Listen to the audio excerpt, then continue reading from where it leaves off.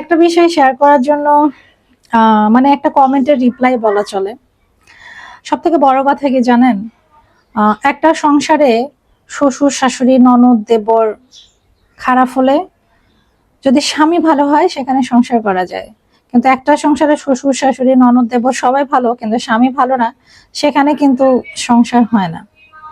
স্বামী ভালো হলে তাকে নিয়ে আপনি সংসার যে কোনো ভাবে সেখানে কাটিয়ে নিতে পারবেন। আর যদি স্বামী আপনার শত্রু হয় তাহলে আপনি কিন্তু সেখানে সংসার করতে পারবেন না।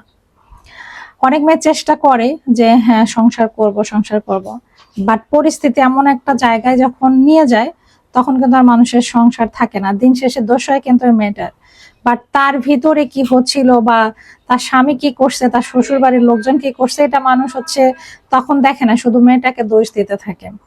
এরকম ক্ষেত্রে কিন্তু ছেলেদের ক্ষেত্রেও হয় যে একটা মেয়ের সমস্যা থাকে, তার বউয়ের সমস্যা থাকে, তারপরেও দেখা যাচ্ছে যে পরবর্তীতে ছেলেরই দোষ হয়।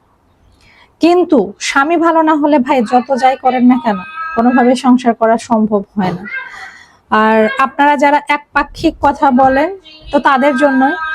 আর আমাদের মানুষরা আমরা কেমন জানেন, আমরা যে রকম আমাদের চিন্তাধারাও কিন্তু সেম হবে না। ধরেন যে আমি যেমন আমার চিন্তা এমন হবে, আর আপনি যেরকম আপনার চিন্তাও কিন্তু তেমন হবে। তো আশা করি উত্তর পেয়েছেন।